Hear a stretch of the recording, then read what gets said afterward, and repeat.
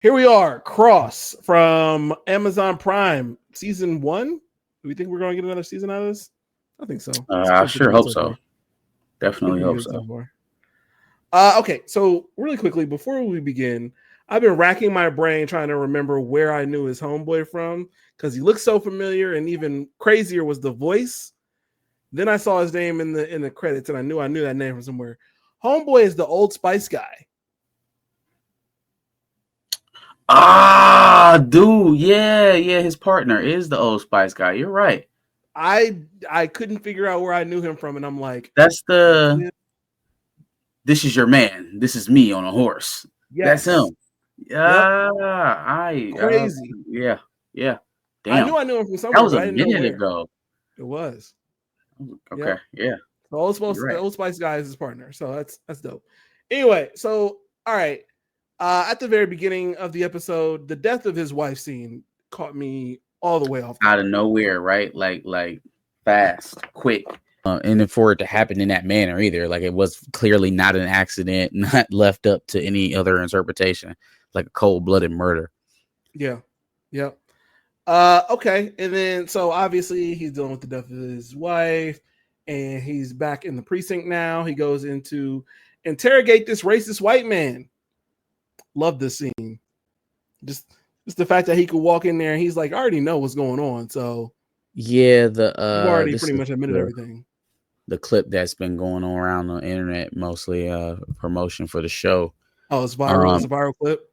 Oh yeah, for sure, definitely. And it's I think it really encapsulates where how the character attacks, how he flexes his muscle, right? Like he's not as much James Bond as he is Sherlock Holmes, right? I'm gonna whoop your ass intellectually and just make you feel like an idiot, especially since you're sitting over here trying to throw around Macbeth quotes, and incriminate yourself. So masterful scene, crazy. Great scene by Aldis Hodge. He's really putting on a masterclass right now.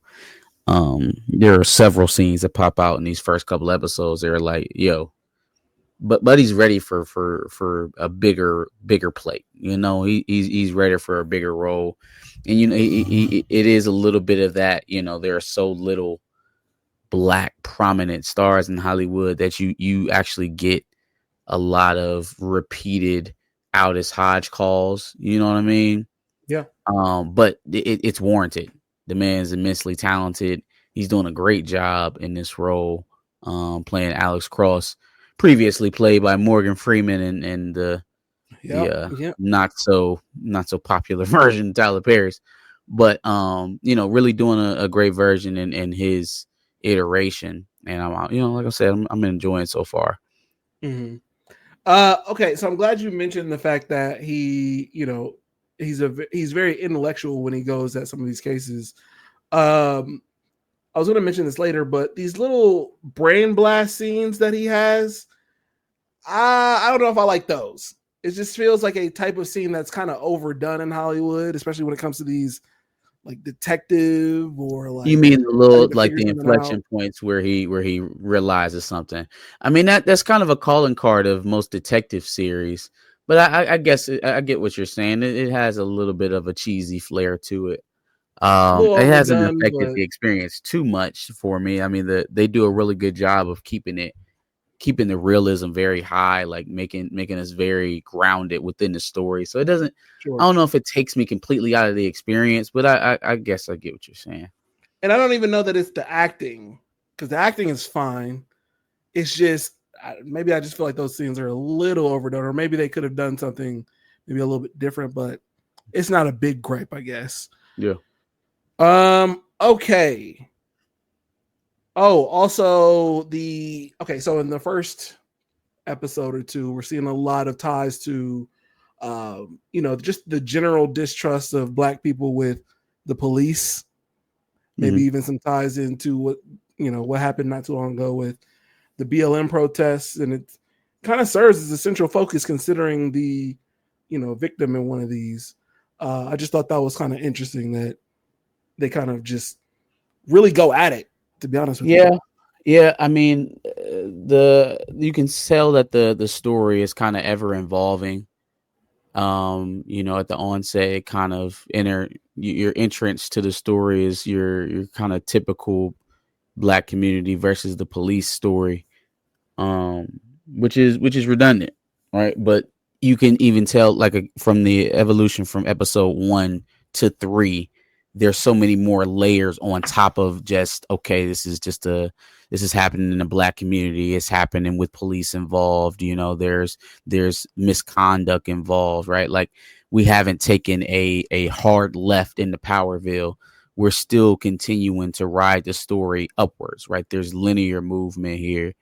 There's complexity to characters. There's villains that have real depth and mystery to them. Homeboy, the private investigator slash assassin, like, dog, I don't know what Homeboy got going on and why he's so well connected. He can walk in and out of the damn police station, get information, Mm-hmm. and then go kill somebody that night. Like, I am so intrigued by that character, and like I said, I'm only 3 episodes in right now, but it is a lot going on there that is still yet to be explained. I'm hoping we get a lot of background on him, and then not even just him.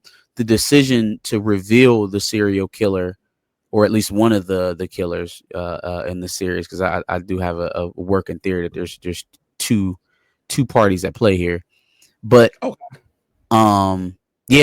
just to reveal them outright. Like, Alex hasn't hunted him down yet. He hasn't put the pieces together as to who he is. They actually introduce us to the guy in the first episode very early on, innocuously. You don't really tell who, he doesn't really lead on. There are a few signs there. He makes a couple mentions about the case that maybe necessarily were assumptions, or maybe he was leading somewhere, but doesn't lead on too much, right? Not to alert the audience, but then boom, they just go ahead and reveal to you who the guy is in the end of episode 2. And it's like, okay, that's a bold move. That tells me you have confidence in what you're writing and the story you're telling, that it's going to stay interesting, even though I know who the parties are.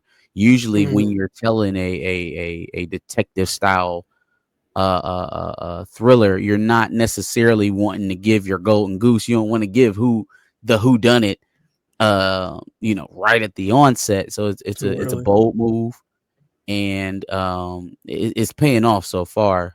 We'll see how it works here in the latter part of the season once I work my way through it. But so far, so good. Okay, so you kind of already addressed what my next question was going to be, or I think you did, because maybe you're not. So obviously, there's somebody sending him flowers, Alex.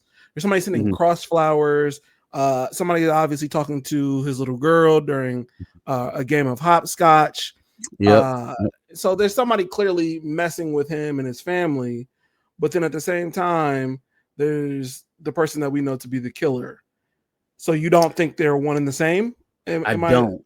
correct in I assuming? Okay. don't. So initially, there in the first episode, when we had the burglar break in, right, when grandma and the kids spun the block to have to come back to get the track shoes, that person that was in the house had the silhouette of a woman. Mm, Definitely had the silhouette of a woman is what I was getting from that.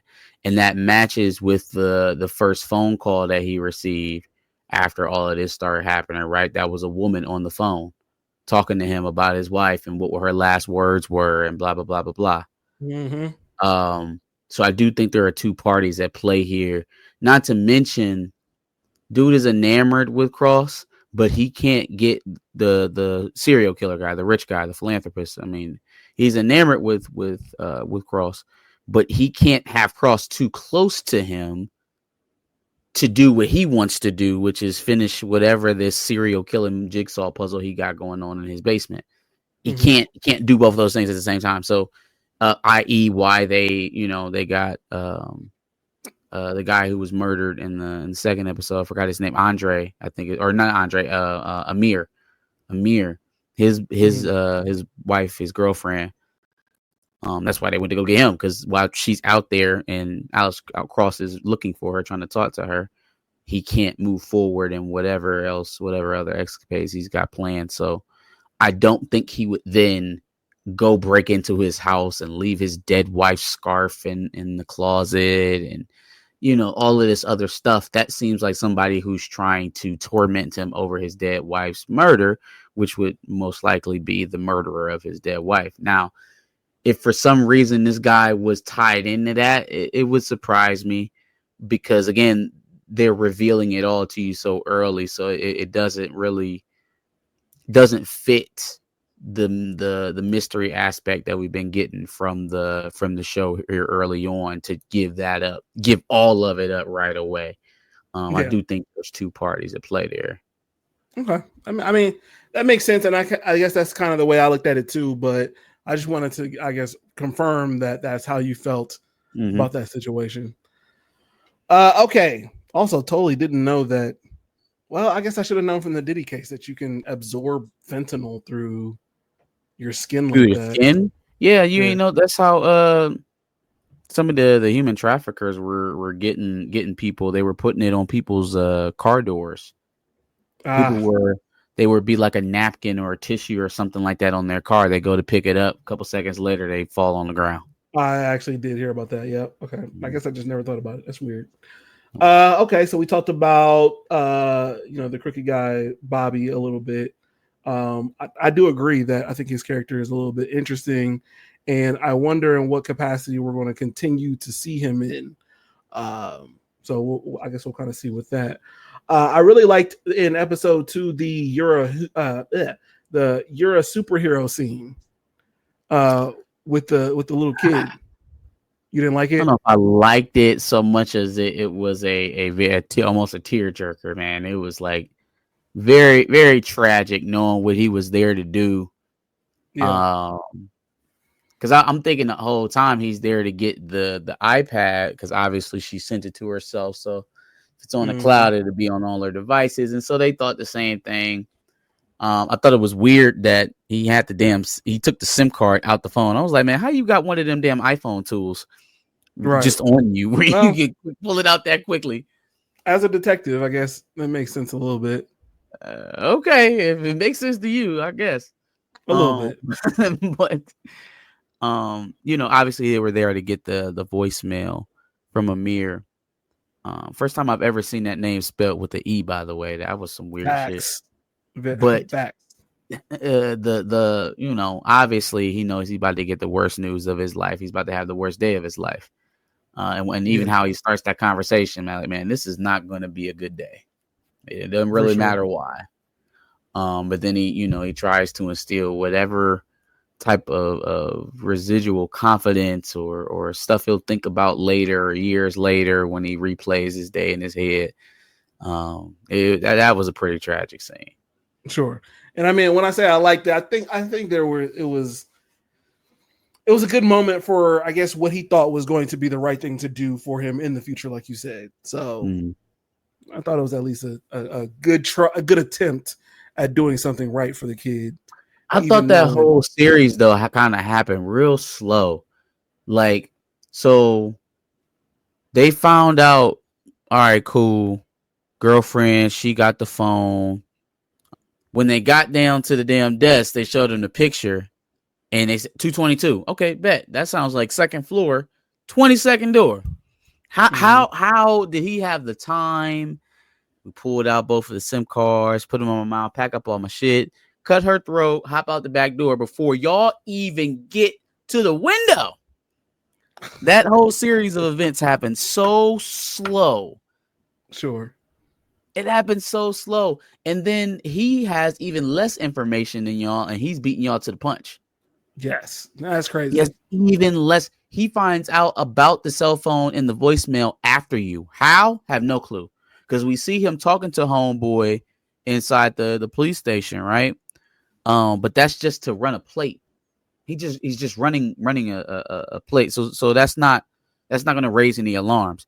He goes in there asking about specific cases and where it's at in the progress. He has up to date information up to the minute. Hold on, man. Like, we got to fill in these gaps somewhere, and that's why I'm very intrigued by this character as to how he's so resourceful. How does he have so much allowance that he's able to move in and out of his lifestyles so smoothly? Well, he Right? is he not a cop? I thought in the I first don't I don't scene, know. I don't know if he's an assassin, a private eye, a junkie. You know, we saw him in the damn leopard thong doing lines before he got active yeah, with that old was girl. crazy. That It's was crazy. insane. So like, I need more. I need to know what's going on with homeboy. I guess when I saw him in the precinct before, I thought he was a cop as well. Yeah, but I I thought he took was it a as dirty cop. PI as he was talking to the dude running the place. He's like, you know, my client's still having problems with this car. Da da da da. That sounds like a PI to me. But he obviously does wet work because he's very good at it. And he's Yeah, working with this dude, the serial killer guy. yeah. I'm wondering where that intersection happened. Like, how did this pairing come together? Why is he even helping him? Is it just Yeah. a payment thing? Like you a killer for hire? So much to explore there. And he's not even the main guy. Like he's a B villain. Mm-hmm. Okay, the only other thing else I had is just I didn't like the fact that the lieutenant is so trash. Like she won't go for anything for Cross I unless think she's she has implicated. absolute conclusive evidence. That's Yeah, possible. I think she's implicated. I think she knows a lot more than she's leading on, and she wanted it to be sold up quickly, and she wanted a prominent black face that people trusted to say that it was sold up and that it was over. And when he didn't, she became increasingly more and more agitated with the situation. I definitely think that she's Mm, involved in some way, shape, or form, or she just knows more than what she was leading on to begin with. okay, okay.